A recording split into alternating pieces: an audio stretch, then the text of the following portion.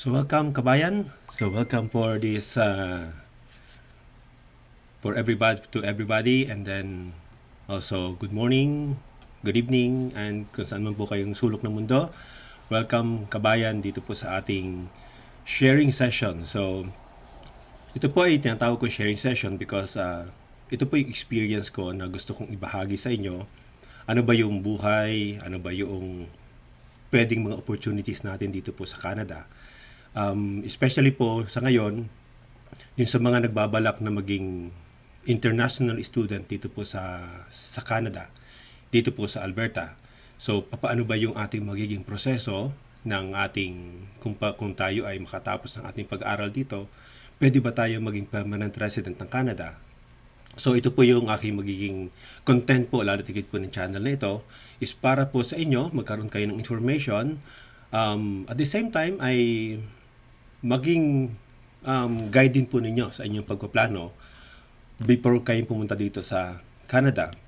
Kasi para po sa akin, sa bunga siguro ng karanasan ko dito, ay napakahalaga po talaga na meron tayong plano bago tayo pumunta dito. Napakahirap na pumasok tayo sa isang lugar na sa isang plano, lalo tigit na makakaapekto sa buhay ng ating pamilya nang wala tayong plano. Kaya napakahalaga sa atin na nandiyan pa lang, kung wala pa man tayo dito sa Canada, ay meron na agad tayong plano para po sa ating magiging buhay dito. Kaya isa po ito sa mga pwede nating tingnan mabuti sa pagpaplano natin. Paano ba tayo magiging permanent resident dito po sa Alberta, dito po sa Canada? At ito po yung content ng ating pong sharing ngayong umaga. It is about the Alberta Immigrant Nominee Program. So ito yung ating pong pag-uusapan sa ngayon, ngayong pong araw na ito. At so you can consider also, you can plan ahead of time. Okay, kung kailan po ba tayo kailangan mag-apply dito, kung kailan ba natin ito pwede tayo maging eligible na mag-apply dito. At kung tayo ba ay kung tayo ba ay magiging eligible para sa programang ito, lalo tigit po ng Alberta government. Okay, so kagaya po na nasabi ko, we will talk about and we will be sharing about this Alberta Immigrant Nominee Program. So, para po sa kaalaman po ng lahat na naririto, kung kayo po ay may question about this Alberta Immigrant Nominee Program, you can just put po yung inyong question dun po sa comment section. Okay, sa live chat para po mamaya pagkatapos po ng short presentation kanito, I can answer your questions and then I'll try to answer your questions para po mas maging maganda yung atin pong usapan. Okay po? So, ano po ba itong Alberta Immigrant Nominee Program? Okay, so sinasabi po sa atin dito that Alberta Immigrant Nominee Program or the AINP is an economic immigration program that nominates people for permanent residence in Alberta. So this is specifically only for the province of Alberta. Okay, bakit po nagkakaroon ng ganitong programa yung mga probinsya dito po sa Canada? Dahil gusto po nila na maka-attract po ang isang probinsya, na maka-attract po sila ng mga immigrants or outside of Canada ng mga tao para dito maging permanent. Bakit? Kasi po gusto nilang lumago pa yung kanilang economy. At alam po naman po natin, economically, ay kung kulang ang tao sa isang lugar, medyo mabagal yung progress, yung growth, economic growth ng isang bayan, ng isang bansa. Kaya gusto po ng Canada, kahit sa kabuuan po ng Canada ay gusto po nila ng maraming tao na papasok dahil para yung economic growth nila continuous, tuloy-tuloy. Nakita po natin last week yung aking pong presentation about Alberta na kung gaano po kalawak ang lugar dito sa Alberta. So, ito po yung gusto nilang tingnan na mabuti, Gusto nilang take advantage, yung kanilang advantage, take advantage nila yung kanilang pwedeng maging progress pa dito po sa Canada. At dito po sa Alberta ay ganoon din po yung iniisip nila na yung po mga immigrants dito ay malaki ang naitutulong para po sa economy ng Alberta. Kaya nga po, mas higit na nagiging importante para sa Alberta government o sa gobyerno ang mga skilled workers. At isa po sa tinitingnan nila dito, ito po mga international students. Bakit? Dahil hindi na po nila kailangan na magkaroon, kaya po ini-invite nila yung mga international student to apply for this. Bakit? Kasi hindi na nila kinakailangan magbigay ng napakalaking pera para sa pag-aaral dahil ito ng mga international student na ito nag-finance ng kanilang pag-aaral dito sa Canada. That is an advantage. At ang laki po na itutulong siyempre ng skills ng mga international students na ito dahil dito sila nag-aral at the same time nagkaroon dito ng work experience dito sa Canada. So malaki yung pwedeng itulong. Kaya mahalaga sa gobyerno dito yung ganitong mga program. Okay, so next one. Ano po ba yung mga streams na pwede nating pag-applyan for permanent residents under AINP? So number one is the Alberta Opportunity Stream. Okay, so Alberta Express Entry and this one, the Self-Employed Farmer Stream. So for the purpose of our discussion today, para hindi po tayo masyadong mahaba, I will just discuss about this Alberta Opportunity Stream. So yung Alberta Express Entry, so we will try to find another time to discuss this because this one is another topic na medyo mahaba din na discussion pero napakagandang programa lalo tigit po sa mga international students na nag-iisip na i-consider ito pong Alberta. Napakaganda po itong opportunity napakaganda po itong program na ito na Express Entry. Okay, so ano po ba yung mga eligibility para po dito sa Alberta Opportunity Stream? So number one eligibility is yung residency status or yung work permit. So kinakailangan po dito una ay meron kang work permit. Okay, so for the Alberta Opportunity Stream, number one is you have the work permit. So what is this kind of work permit? So sinasabi po dito the temporary foreign worker, so lahat po dito, kung ikaw po ay may work permit dito, meron kang dapat na valid work permit. And they are considered to be a temporary foreign worker. Okay, so kung may valid work permit ka, you are considered to be a temporary foreign worker. But should be based on what? Should be based on number one is the Positive Labor Market Impact Assessment or the LMIA. So ito pong LMIA kasi ay binibigay po ng Service Canada para po sa mga employers na naghahanap ng mga employees. So kung sabi nga dito, binibigyan nila ang employer ng pagkakataon na maghanap outside of Alberta ng mga empleyado dahil mahirap itong i-fill up dito. That's why they are giving you the LMIA. Kaya yung mga employers, pag gusto nila mag-hire ng employees outside of Canada, kailangan po nila itong labor market impact assessment. So next one is the LMIA, exempt worker determined by the IRCC. So napakahaba po nito, napakarami itong listahan na ito on how you will be considered to be the residency, yung exempted sa LMIA, but I will not discuss that kasi hindi naman po yung ating purpose. And then this one is the important thing for us. So the postgraduate work permit held by a graduate of an Alberta Advanced Education publicly funded post-secondary institution. Ito po yung mahalaga po dito. Hindi lahat po ng DLI or the designated learning institutions ay considered to be publicly funded.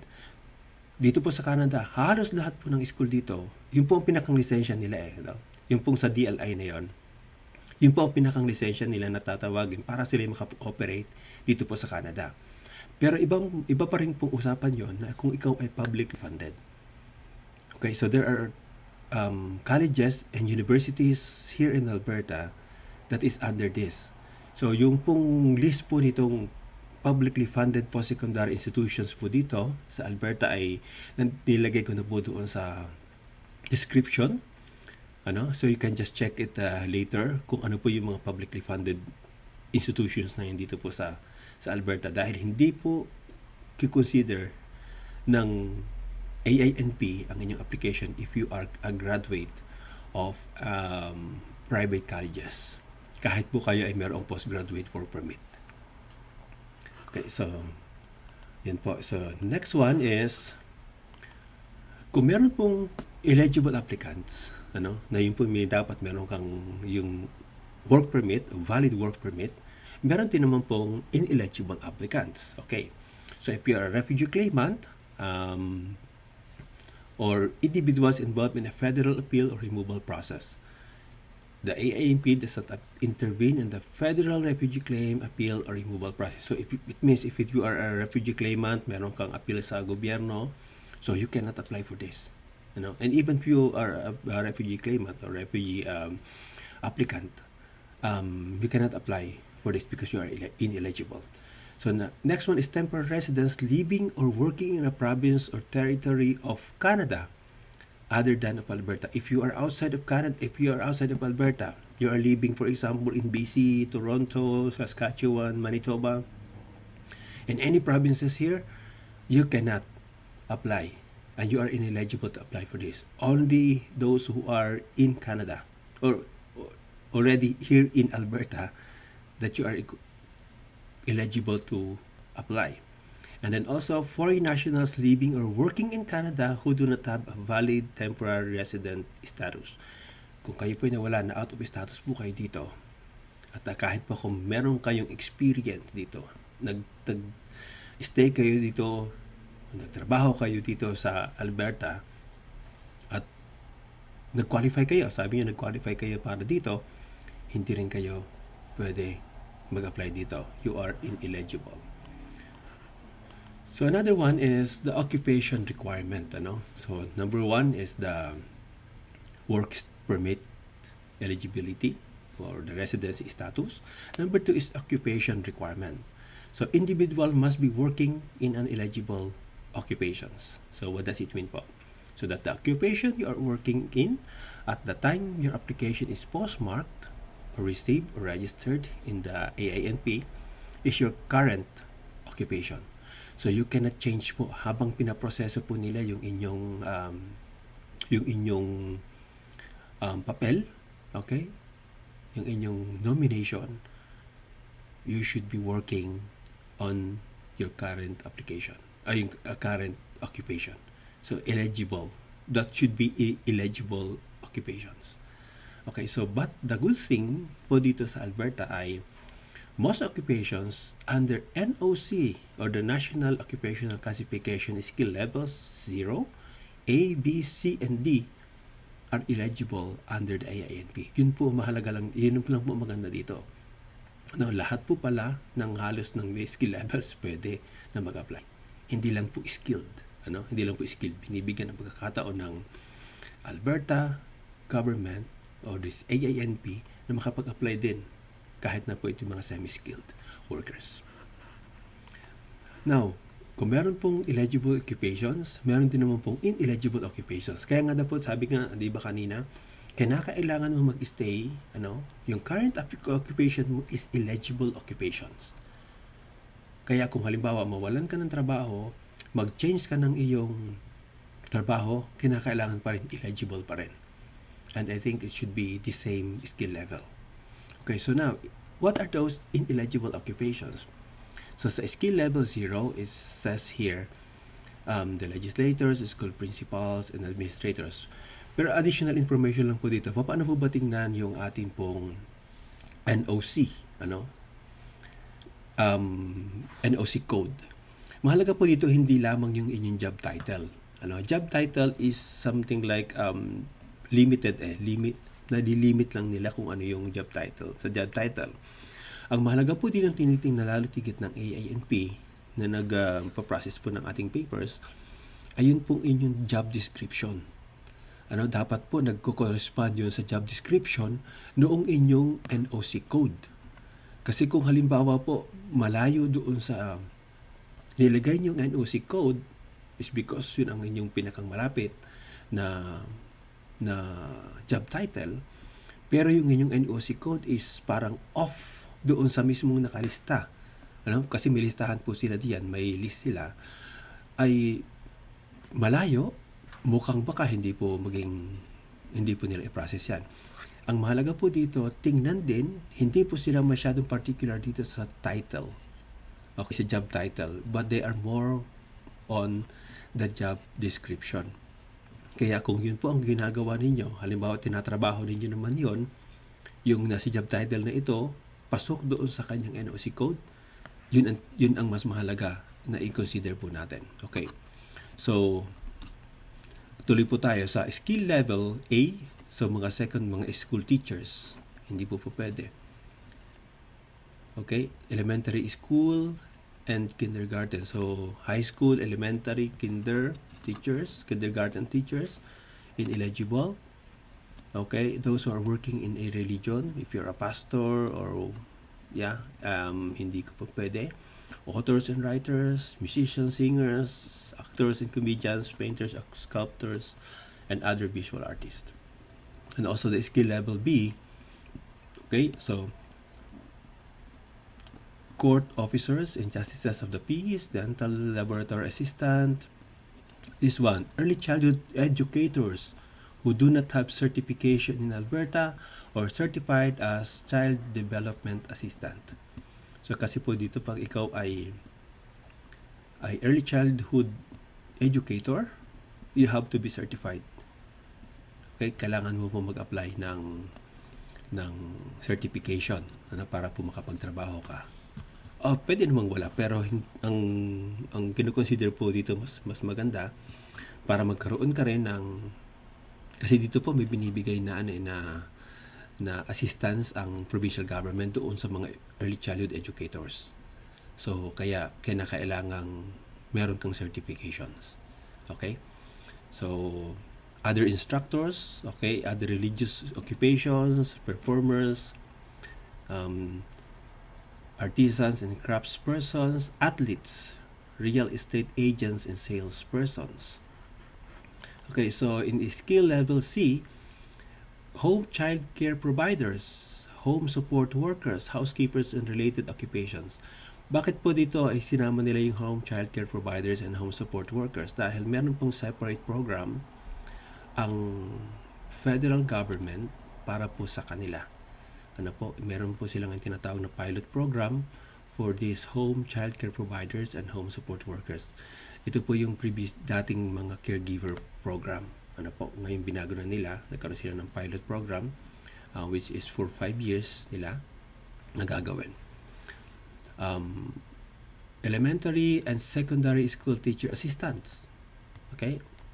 Those who are working casino, taxi drivers, limousine drivers, chauffeurs. Okay, and then the skill level D, so other sales-related occupations. Kaya nga po, sabi ko dito, napakahalaga po dito na tingnan ninyo, hindi po yung job title. Okay, but yung job description. Okay, job description. Kasi, para mas makita po ninyo na saan ba ako pasok doon sa kanyang skill level. Okay, sa skill level or the NOC code. Okay, so let's continue. So what is next? So again, work status, okay, residency status, work permit.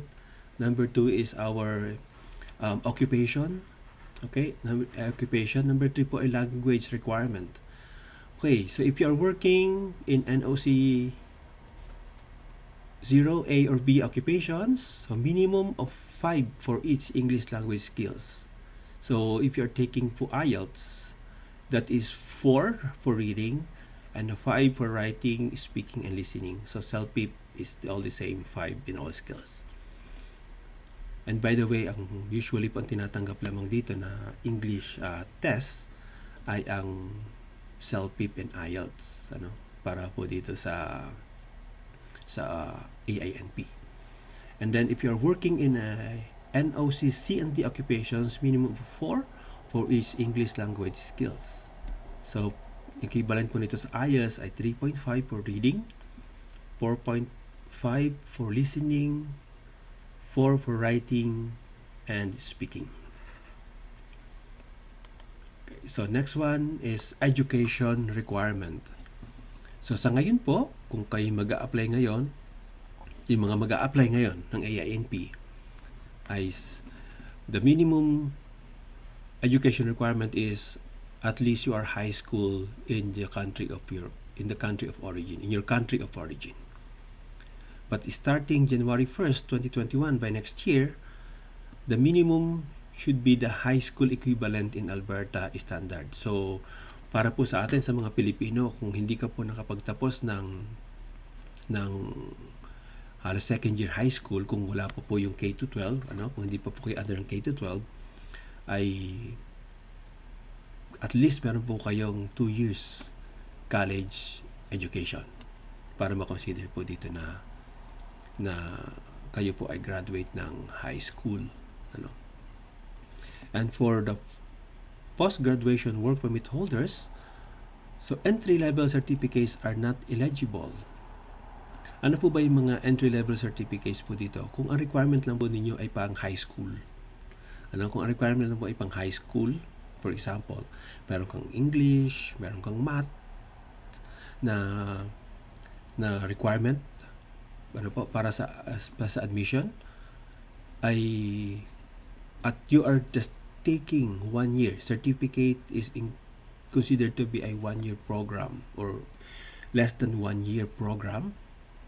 So, hindi po advisable na kunin nyo ang certificate. Kaya nga po po dito ngayon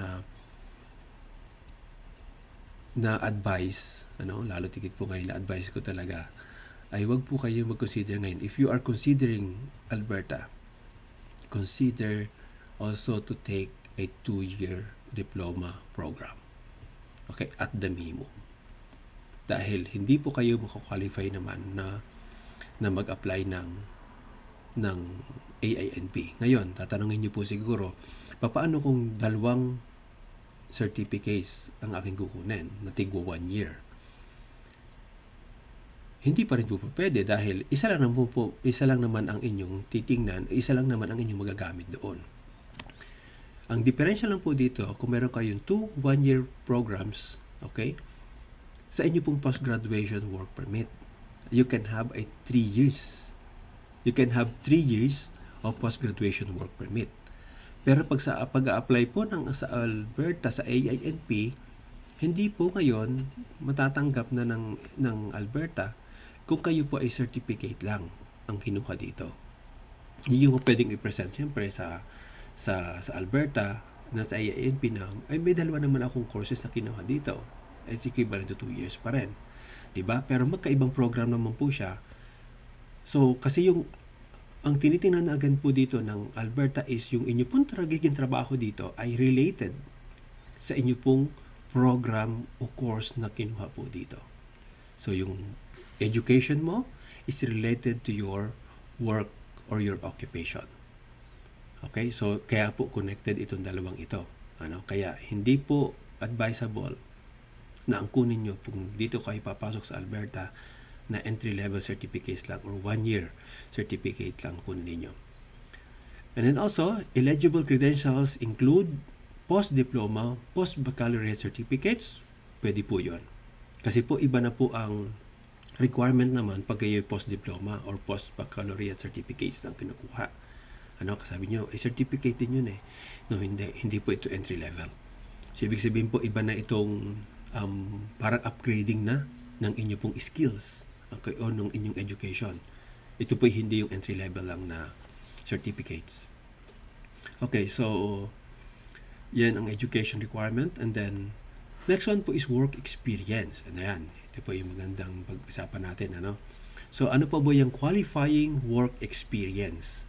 So at the time your application is postmarked, you must have either, okay, a minimum of 12 months full-time work experience in your current occupation in Alberta within the last 18 months, or a minimum of 24 months of full-time work experience in your current occupation in Canada and or abroad within the last 30 months.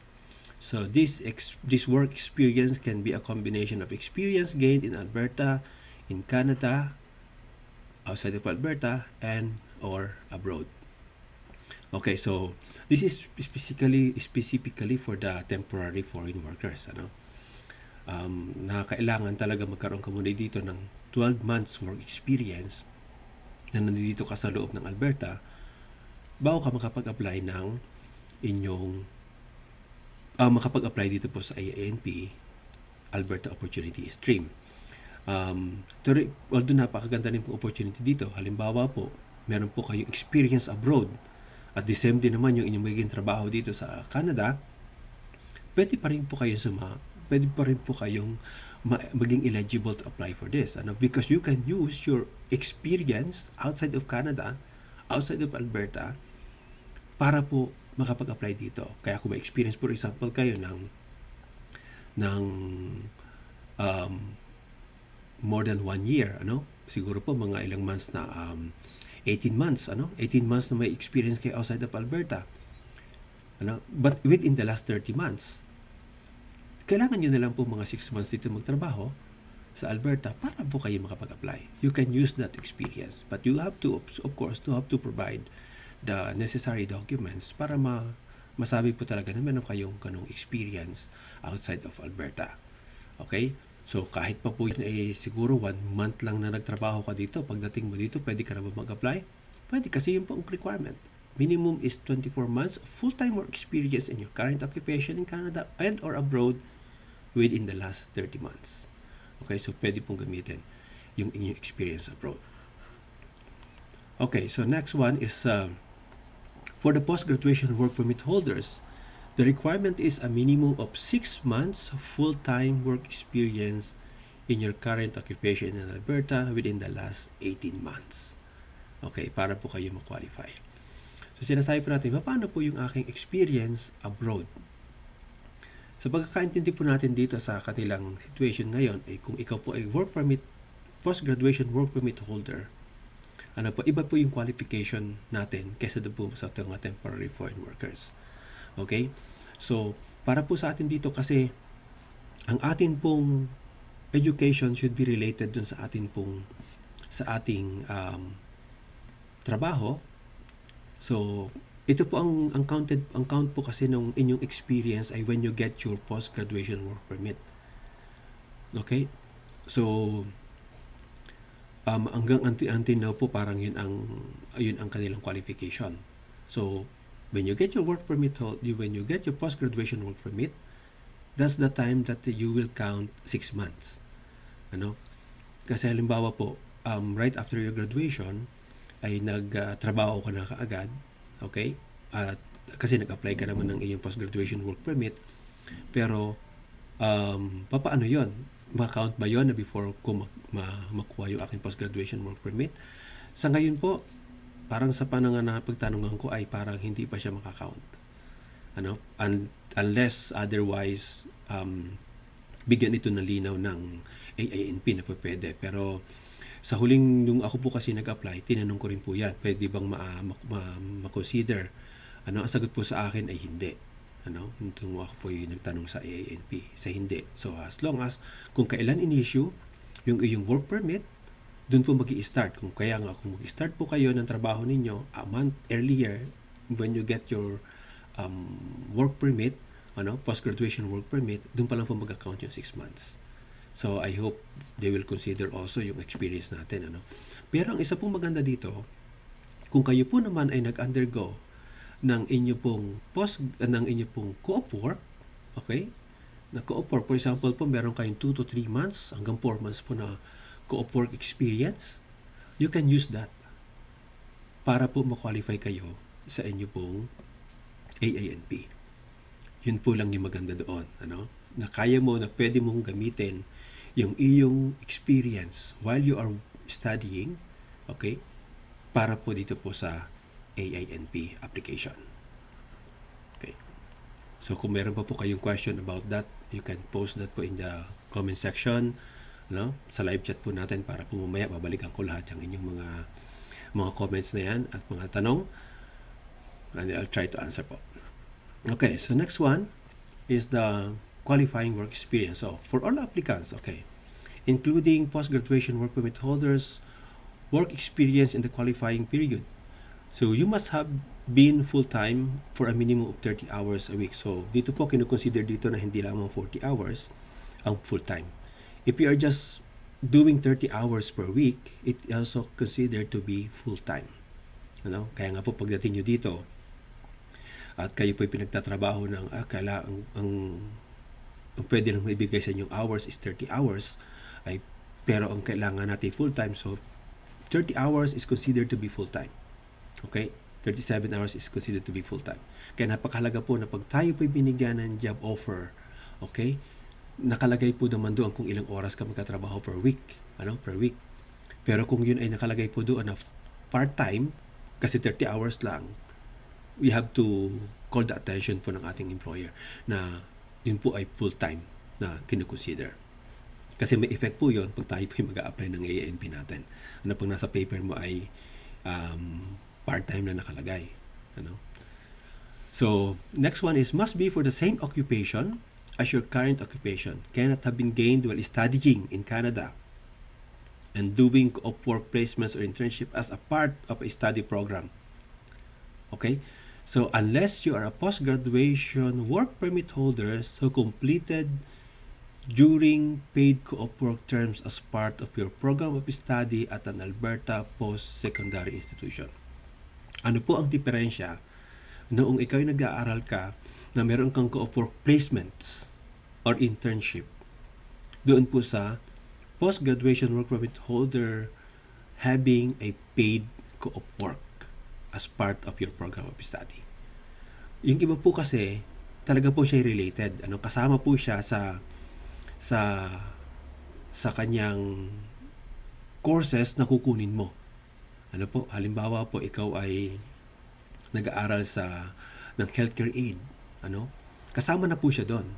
Placement po kasi yun eh. And usually it's not paid. But you paid your tuition fee for that, but you have to work as well. May requirement po sila na hours. May requirement po sila na hours ng inyo pong co-op work or internship. Hindi po yung kasali dito. Hindi po yung counted. Pero kung ikaw po ay meron pong paid co-op work, this is something like part of the program of study ng institution. Ito po ay additional na program na ibinibigay para po sa ilang mga program ng mga institutions. For example po dito, sa Alberta, dito po sa Northwest College, meron po sila ditong co-op work in the business program. Okay? If you are taking the business administration program, they have a co-op work. Okay, so you can apply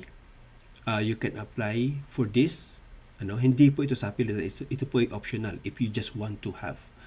Pero kung ako ang tatanungin ninyo, napakalaki pong opportunity para po sa inyo na kunin, although ito po may bayad, siyempre may bayad po ito, nakunin po itong opportunity na ito na magkaroon kayo, na mag-take kayo ng co-op work, dahil ito po ay napakagandang network for you to connect also to your future employers. Dahil ang karanasan po namin doon sa mga estudyante po namin sa Northwest College, yung po mga nag-co-op na nagtrabaho under co-op work, doon po sa kanilang mga companies na pinagtrabahuan, doon na rin po sila nagtrabaho after the co-op work. And usually po ang co-op work ay magtatagal po ng mga 3 to 4 months. Unpaid po yun. So, ang maganda pong opportunity ito para din tayo kumita. At the same time, magkaroon pa tayo, nag-gain tayo ng experience natin. So, consider po yan. Although meron po sa ating itong expense, pero mababawi naman po natin dahil tayo po isuswelduhan eh. At the same time, magagamit po natin itong experience na ito pag-apply po natin ng AINP. Okay? So, next tayo po. Okay, so dapat po rin meron tayong eligible job offer. So, yung sabi ko po kanina, yung para sa mga employers, kinakailangan po ng all applicants, including the post-graduation work permit holders, at the time your application is postmarked and at the time the AINP assesses your application for nomination, you must have a bona fide full-time job offer or employment contract from an Alberta employer to work in your current occupation in Alberta. So your employer must be incorporated or registered by or under the act of the legislature of a province, territory, or the Parliament of Canada and operating as a business that has an established production capability, plant, or place of business in Alberta. So dapat po nandito sa Alberta ang inyo pong employer. Yun po ang mahalaga po doon. Pero, at ano ba i-provide nila? Kailangan ba sabihin nila na i-support is, no, hindi na po kailangan natin support. Ang kailangan po nila ay yun pong job offer. Okay? Yung job offer po, legit o valid job offer. At ito po usually letter lang from your supervisor or manager. Dahil ito po ginawa ko before na may format lang na ibibigay sa inyo and then just yung follow lang the format nung letter ng inyong supervisor or manager at that's an eligible job offer. At the same time po, syempre yung inyong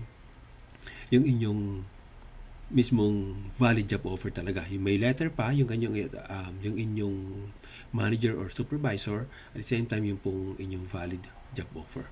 Doon po naka-state lahat, ano po yung inyong roles and functions, magkano po yung sweldo ninyo, and then other benefits na pwede nyo tanggapin.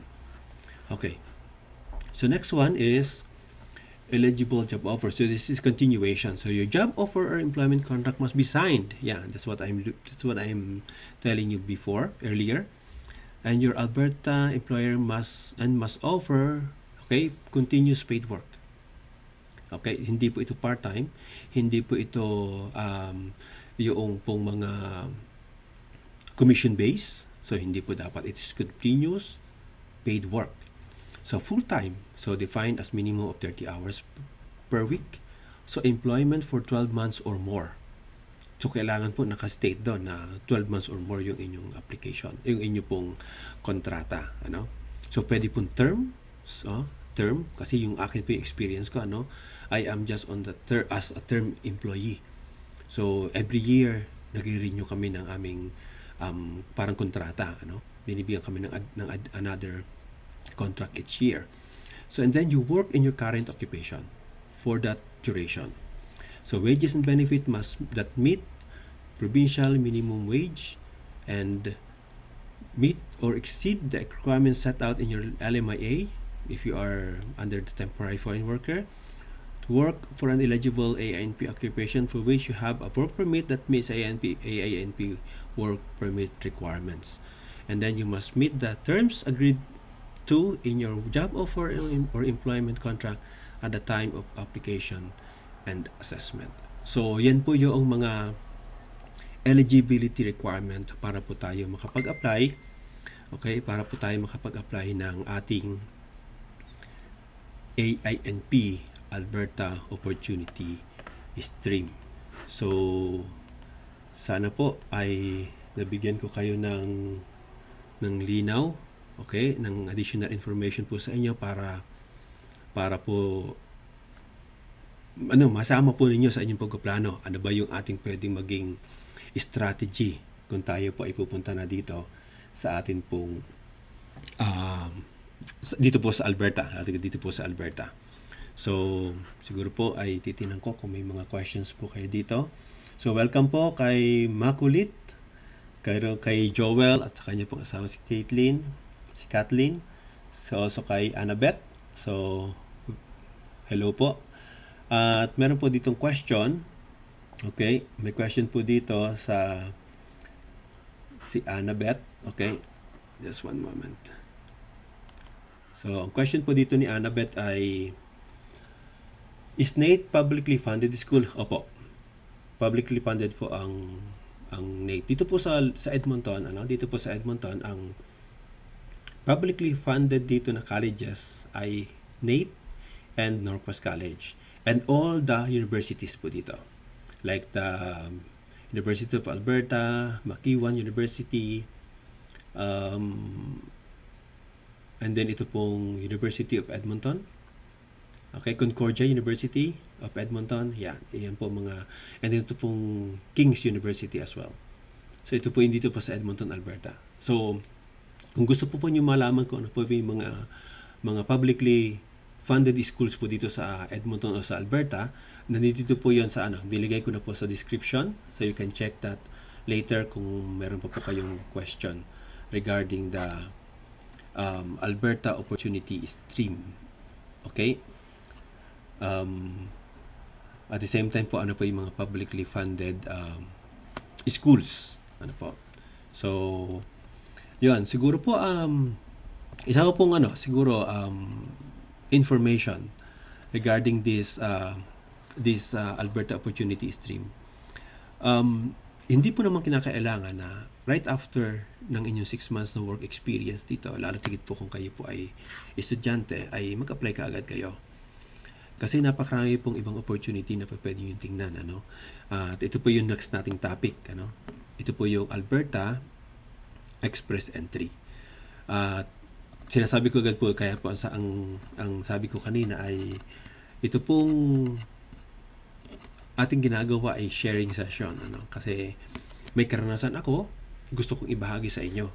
Para kayo mismo maging aware din, ano ba yung pwede natin maging strategy.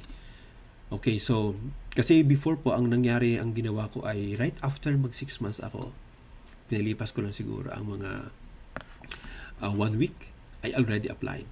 Which I, hindi naman nag-regret, pero sayang yung chance na pwede naman palang, halimbawa na i-extend ko yung aking, na gawin ko yung 1 year, and then I can have the Canada experience class, Canadian experience class stream na, because that is additional points for me for the express entry.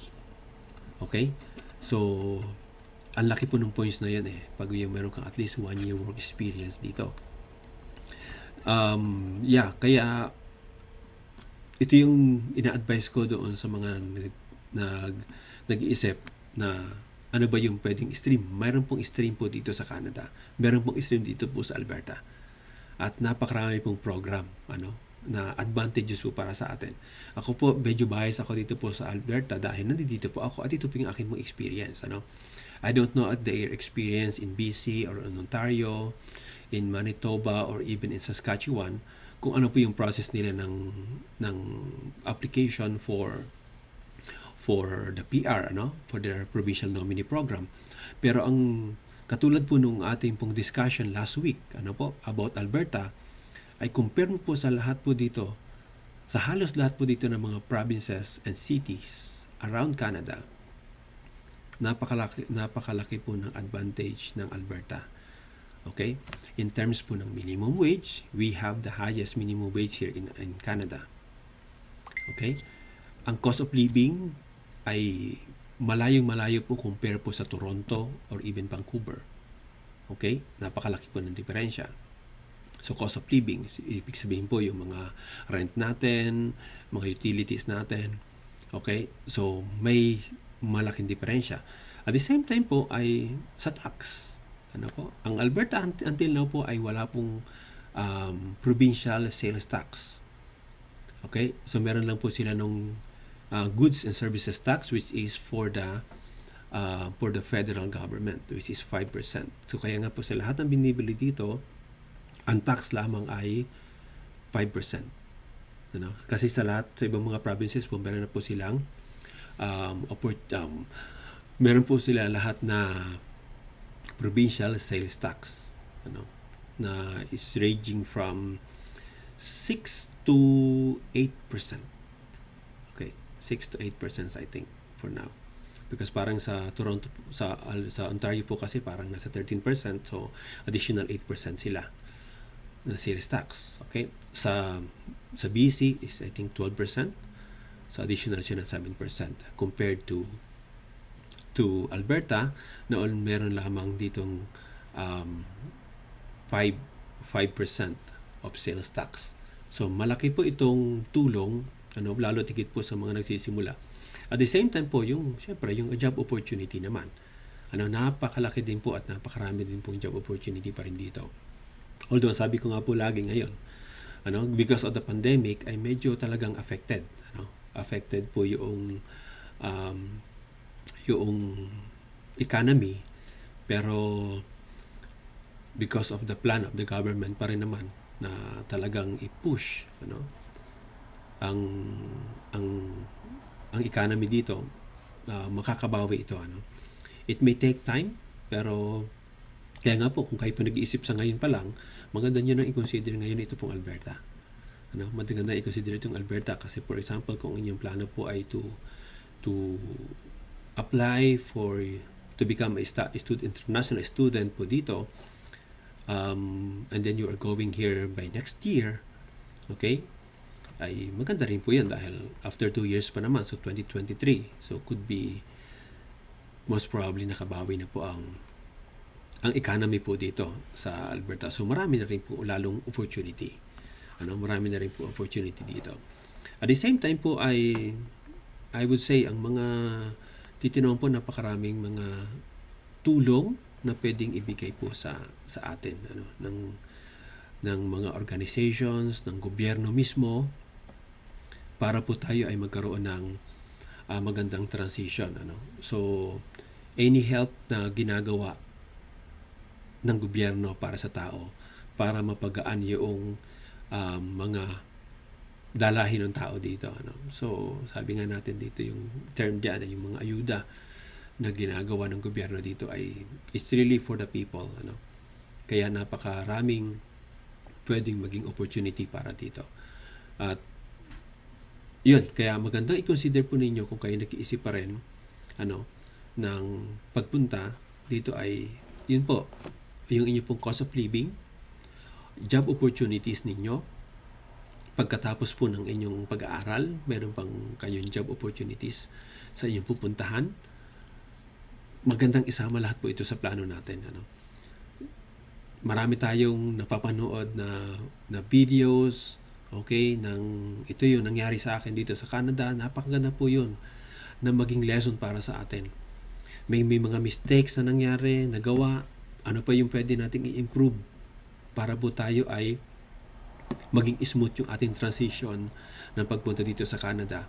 Dahil alam ko po na kung minsan, nag-iisip po tayo na pagpunta natin dito, parang hindi na tayo pabalik ng Pilipinas. Talagang ito po ay isang investment. For me, para po sa aking pamilya, ang pagtingin po namin dito when we decided to come here in Canada, kaya po napakamahal ang tuition fee. Kahit mahal ang tuition fee, ay pinasok namin ito dahil ito po para sa amin ay investment. At hindi ang investment naman po alam natin na hindi agad nagpo-fruit ito. Hindi po ito agad nabubunga right after mag-invest tayo. Sa una talaga, kailangan natin mag-shell out ng money, ng pera, para po dito. Energy, effort, lahat-lahat po sacrifice, lalo tigit, para po sa ating success. At dahil ang tinitingnan natin dito, ano ba yung mag-gain natin in the near future?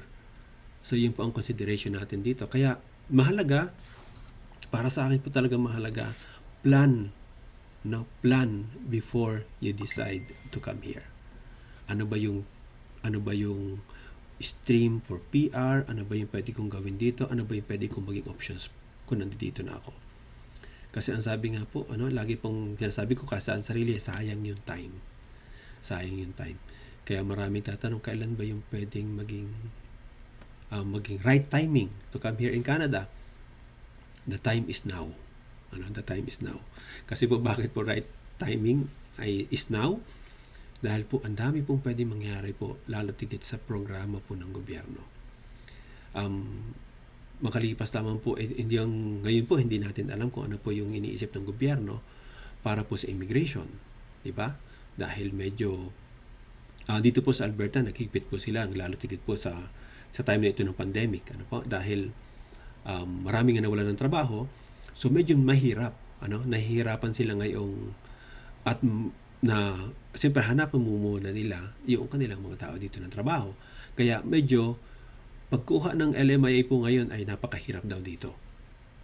So, Kaya nga marami ang nag-isip na mag-student na lang, international student na lang dito. Although, it really costs us a lot of money. It costs us a lot of money. So, magbubukas na po ba ang border ng Canada for international student next year? Again, since last week po, ay wala pa pong update ang Alberta or ang Canada. Ang pwede pa rin lang pong pumasok dito ay yung pong talagang kinakailangan, essential travels. And then, at the same time, kung yung application po ay na-approve ng March 16 or 18 ata po yun, yung pa lang po ang pwede nilang papasukin dito. At the same time, kahit po na-approve kayo before that, kailangan po rin pong i-justify na kayo po that is an essential travel. So talaga po ngayon, close pa rin po ang border ng Canada. At hanggang next year, wala po makakapagsabi. At wala po nakakapagsabi pa kahit po sa schools. Kaya nga po, ang isa po doon, depende po sa ating program, depende po sa ating plano.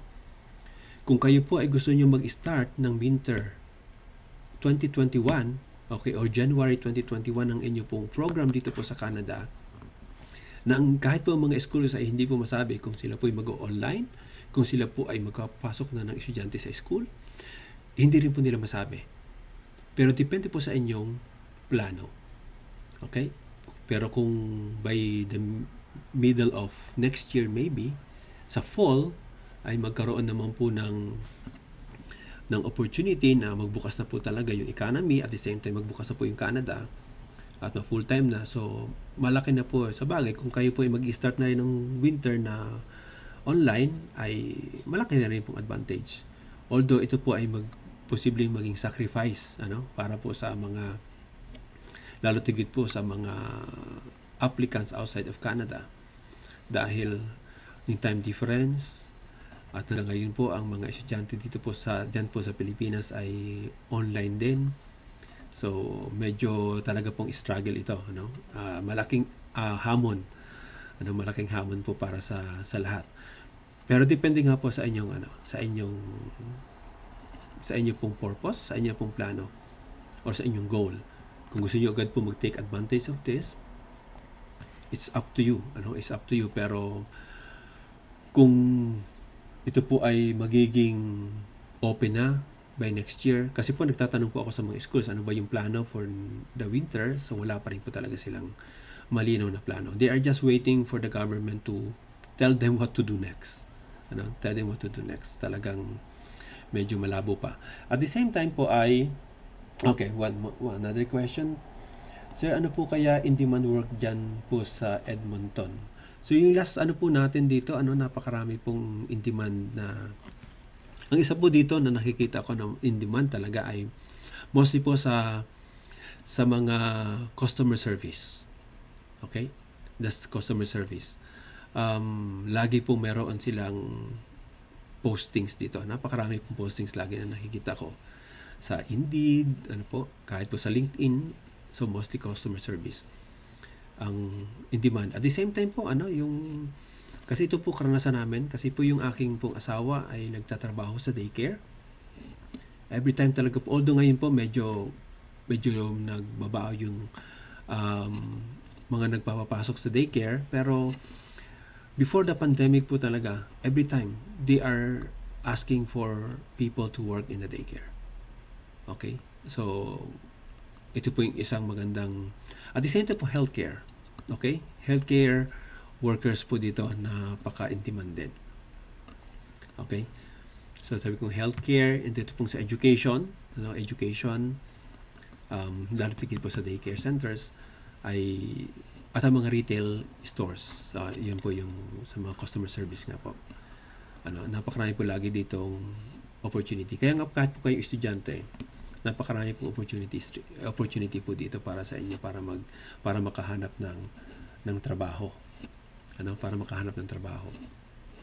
At makatulong po sa atin, So